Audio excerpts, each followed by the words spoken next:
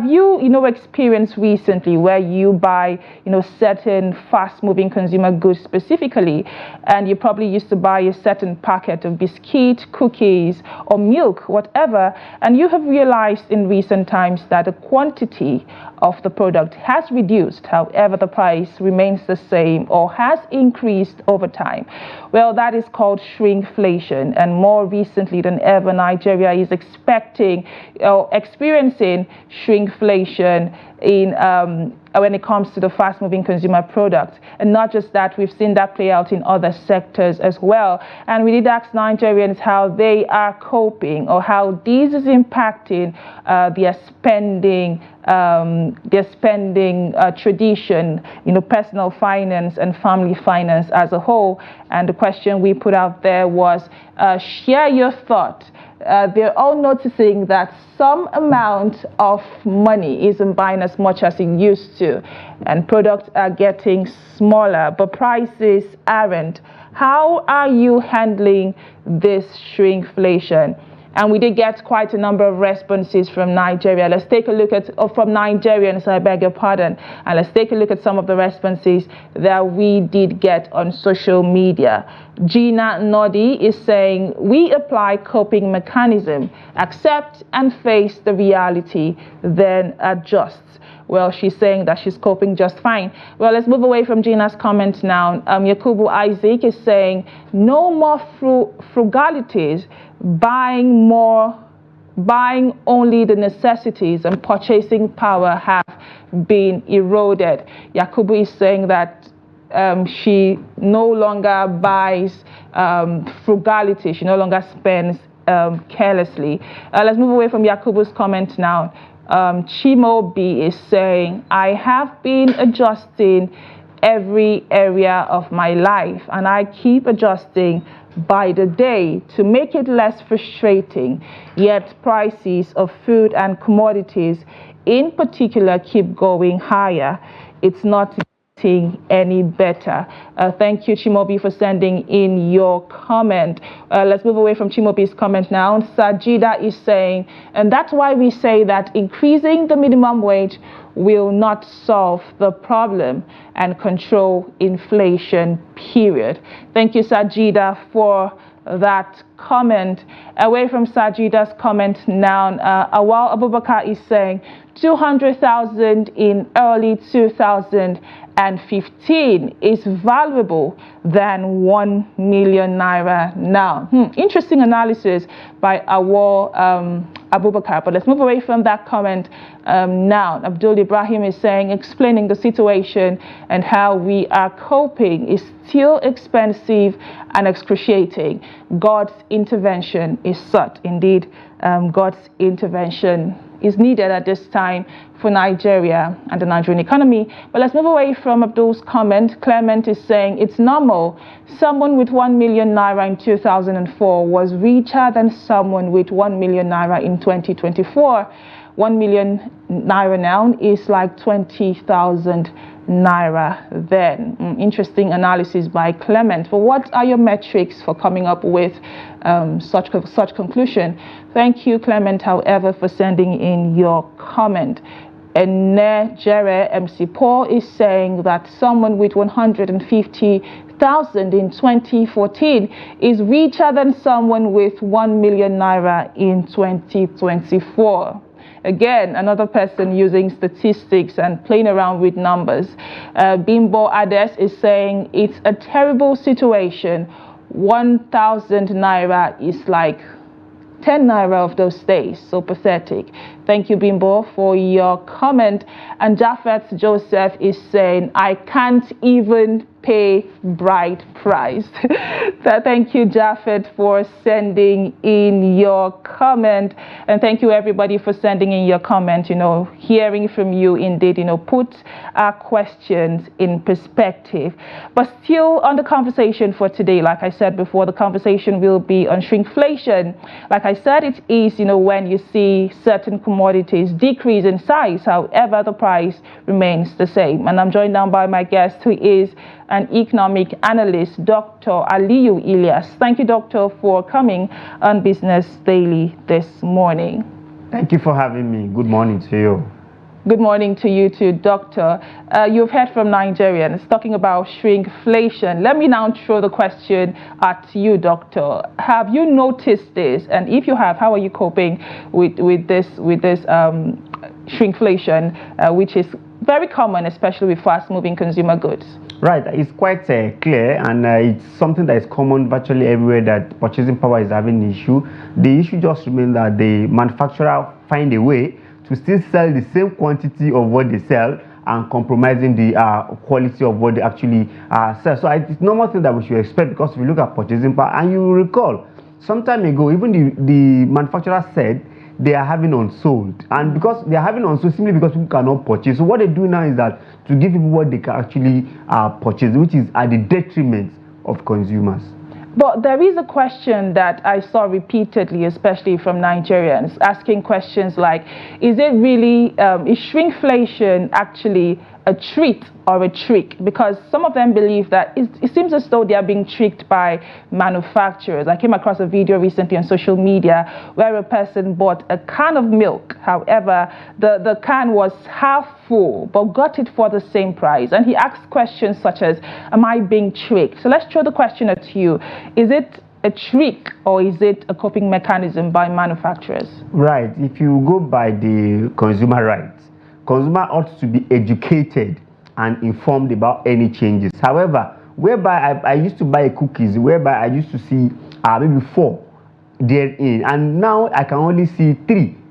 Right. So it's simply a trick, not a treat. So in the long run, it's fall back to consumer protection. What are we actually doing? Because we are still spending the same amount, we are still also getting something less. But the problem is that, are we going to blame the manufacturer also? That is the question.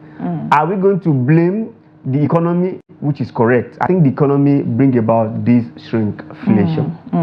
The question again, like you asked, are we to blame the manufacturers? Are we to blame the consumers? Who then is to blame? But then we will talk more on, the rights of the consumers regarding the construct of shrinkflation. Let's go on a short break. When we return, my guest, Dr. Aliyu Ilyas, is still on standby, so to stay. And you're still watching Business Daily, coming to you live on Trust TV. And just before the break, we started a conversation, and the focus is on shrinkflation, which is an economic construct, putting together 2 separate words, that is shrinkage and inflation. And according to, dictionary definition, shrinkflation is the decrease in the quantity of a product. However, you see the price of the product remaining the same. And I still have my guest with me, who is an economic analyst, Dr. Aliyu Ilyas. Thank you again, Doctor, for coming on the program. Thank you for having me. And just before the break, we started, talking as to whether or not it's a trick or a treat by manufacturers. But even before we get to that, I will like for you to touch on the importance of our viewers, understanding what shrinkflation is and how it applies to them on a day-to-day basis. Right. Without grammatical interpretation, I think it's a common knowledge that every consumer now have to look at the downsizing, outweigh the what we actually buy, because nowadays if you buy anything, the sachet of that thing remains the same, while the quantity therein has been reduced. I think it's a clear one. If I don't want to be mentioning products, but it has cut across virtually all products, and it's a strategy of those manufacturers, simply because they do not want to lose customers. Why they don't want to lose out of profit? Also, at least they should be a margin. At least they can break even. They can still remain in, and to remain in business, to be to break even simply means that you need to keep your customers, because it's a common knowledge that if customers see that things reduces, they'll say, okay, this thing has reduced, let me, but they'll make it in a way that you will not take notes except you are very conscious of it. And it's cut across all manufacturers, both multinational,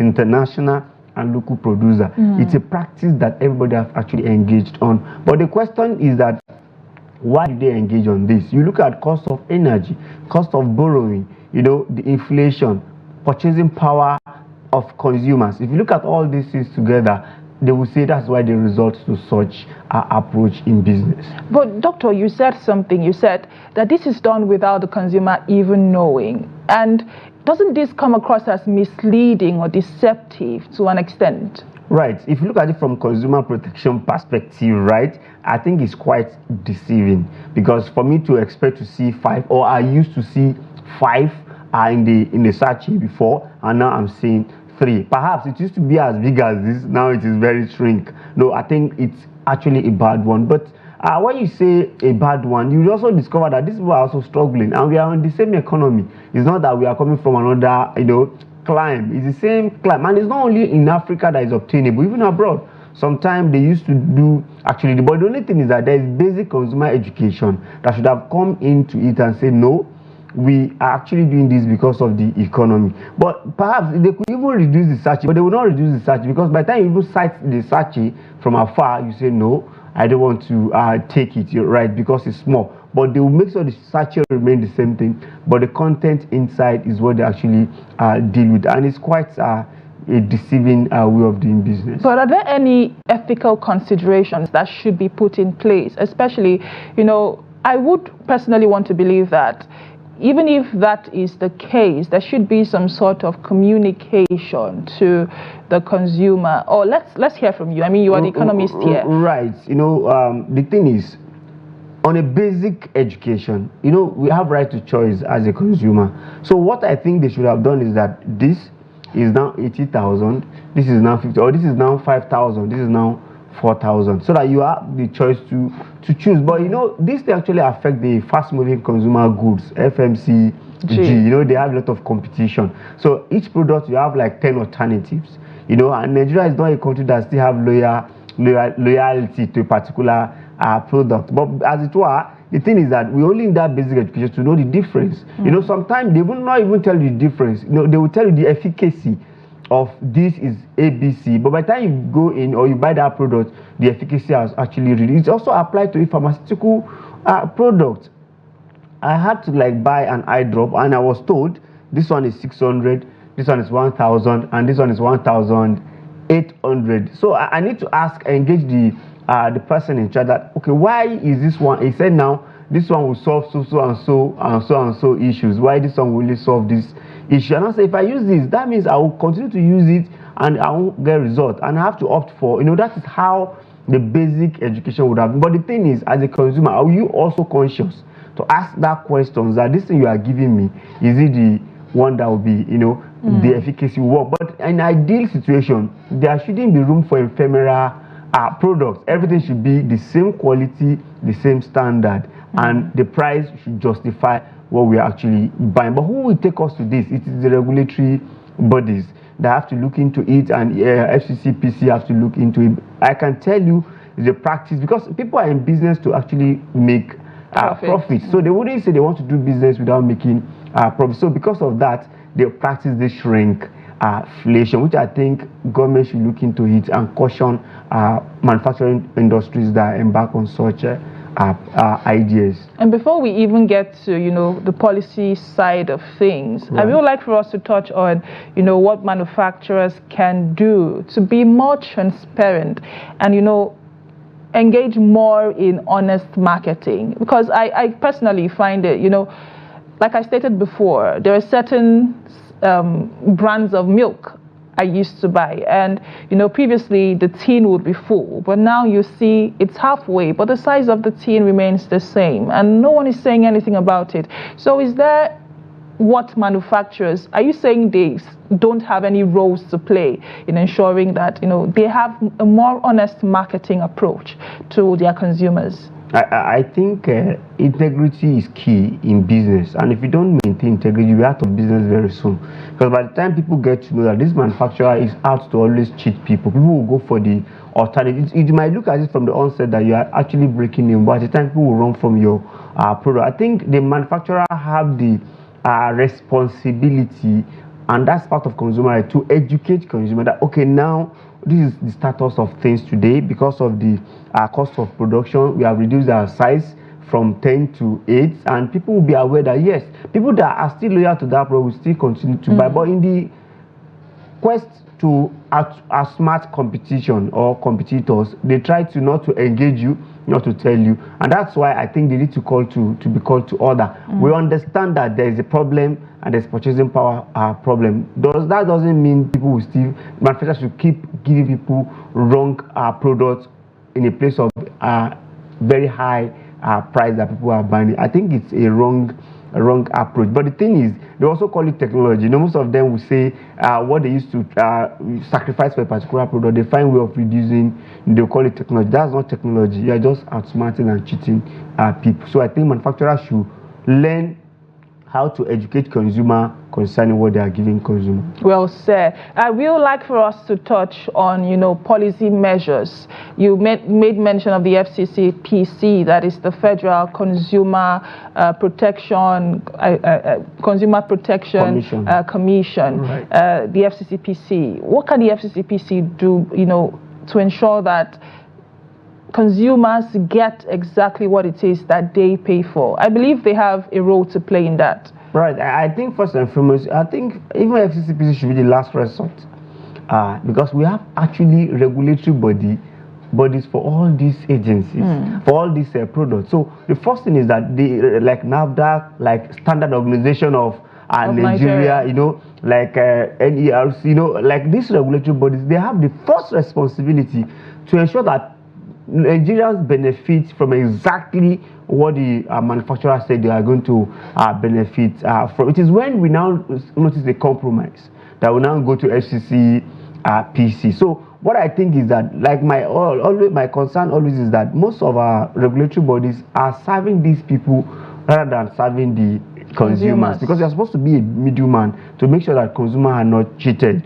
And manufacturers also are breaking. But at this point whereby consumer is suffering and nobody is complaining, that's when FCCPC will now have to come in. And they have been trying their best, I must say that, because I saw them at, was it SAD some time ago, that they said you should label, because now, yesterday I still noticed that I went to a superstore, discovered that what they actually label, when you want to purchase, by the time they are purchasing, you see that the price is actually different, because they notice that by the time you even see the price, you might even go away, and that's not good enough. So I think FCCPC should do more, and they should do what is called undercover mystery shopping to actually get to these people and get the root of it. And they should also identify, in fact, if you ask Nigerians today, can you name products that are substandard compared to what you used to get before, Nigeria will give you a whole list. That would have directed the Consumer Protection Agency to actually do the best. So I think it's not even consumer FCCPC first, it should be regulatory body.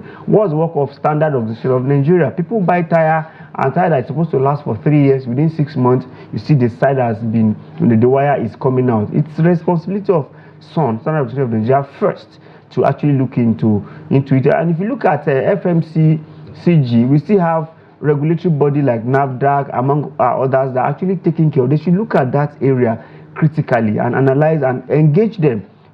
Having engaged them, they also listen from, because if you ask manufacturers too, they also have a lot to say. Well, we've spoken to what manufacturers can do and what policymakers can do, but is there any role that a consumer can play to ensure that shrinkflation is combated? I mean, in a case where there is rising inflation, we understand that Nigerians are advised to buy in bulk. There are certain measures that consumers are advised to adhere to. When it comes to shrinkflation, is there anything a consumer can do to ensure that it doesn't affect them as it would ordinarily affect them? Well, I think consumers are reacting already, because this age we are is the age of what you need, not actually what you actually want at this point in time. So first and foremost, if you look at it, even manufacturers are having unsold. Why are they having unsold?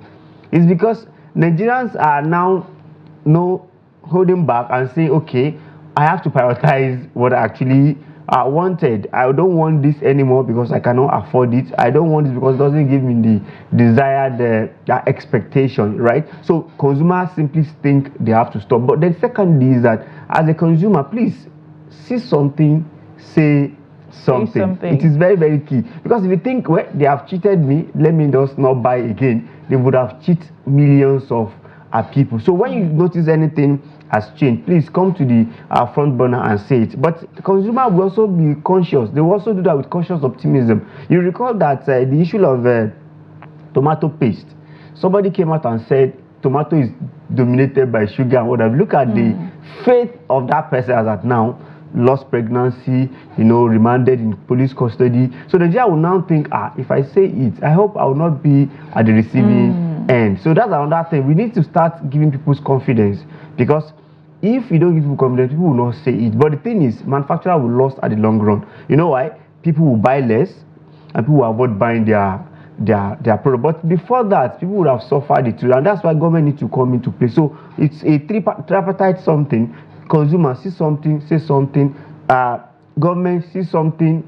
When you hear something, put an action. Manufacturer, don't try to cheat. If you cheat, you lose out in the long run. So I think that's the three way we must look at this. But all of this is a ripple effect of bad economy.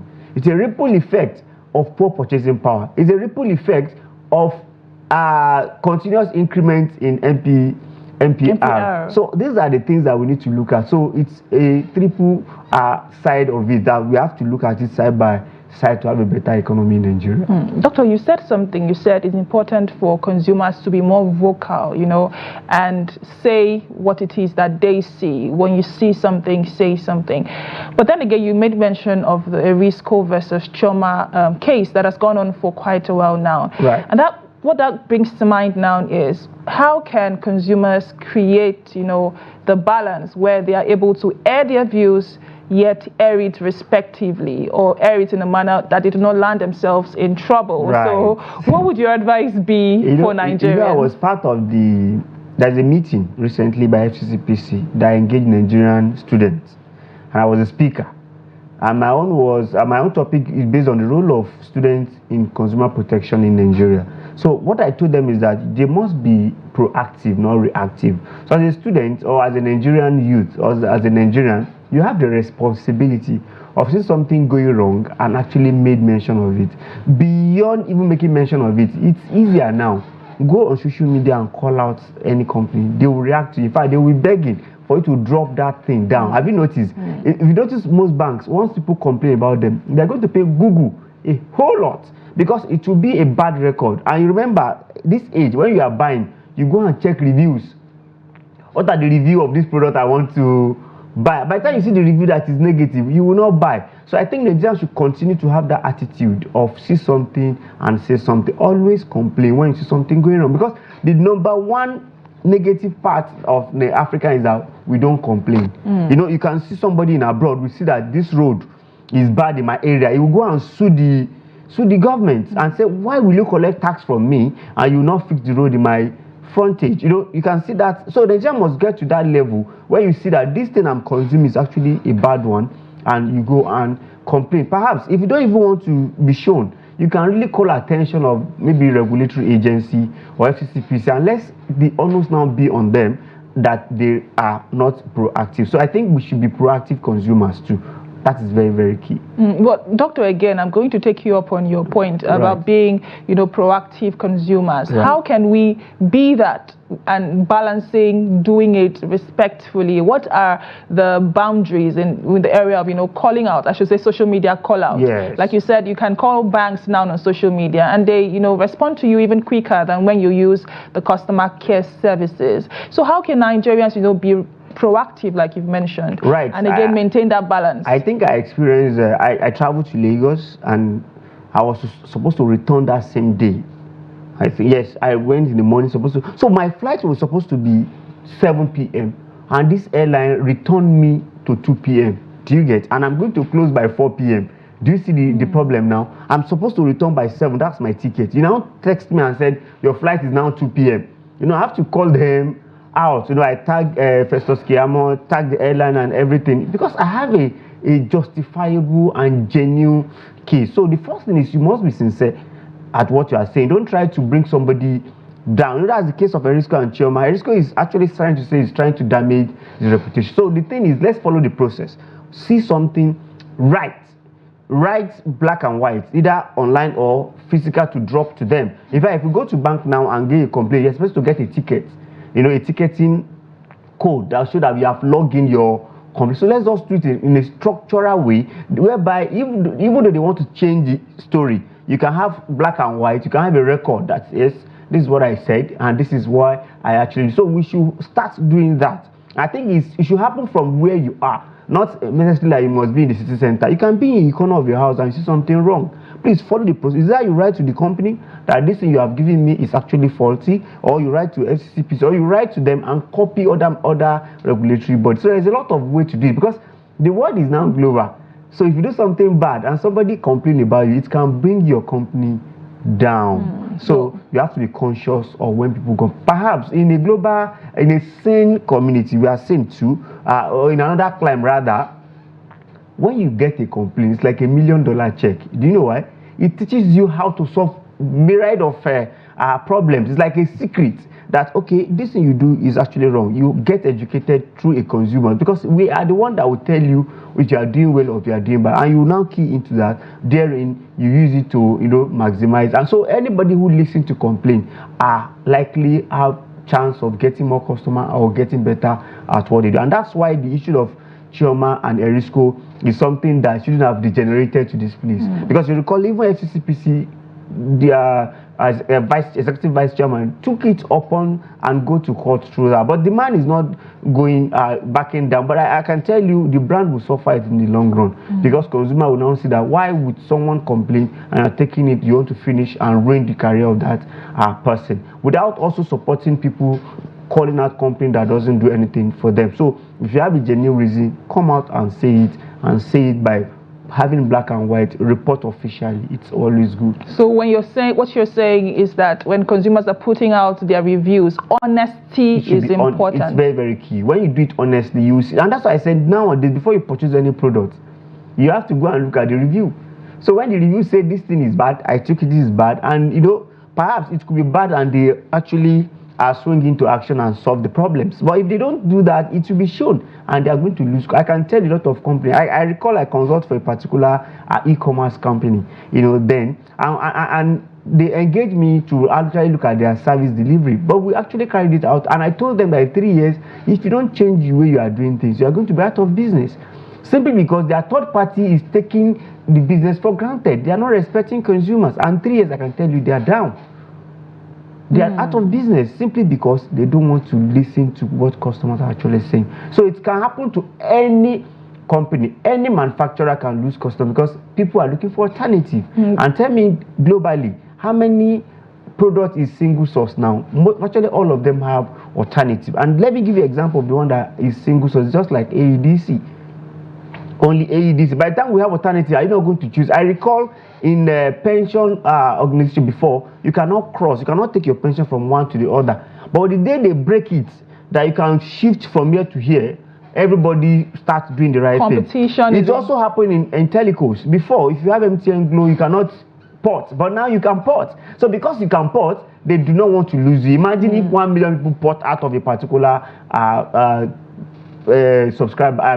company. It's a problem. So Nigeria must start raising their awareness of conscious of I deserve the right thing. Do the right thing for me, then you are fine. Do the wrong thing, I tell the whole world about it. Well said, Doctor. We have been talking in-depthly on how shrinkflation is a more current, practice now amongst manufacturers and the roles that consumers can play in combating shrinkflation. And according to the guest, it's important that when you see something, you say something. But like you said, be honest in your reviews. Thank you again, Dr. Aliyu Ilyas, for all the insight you've shared on today's edition of the program. Thank you for having me.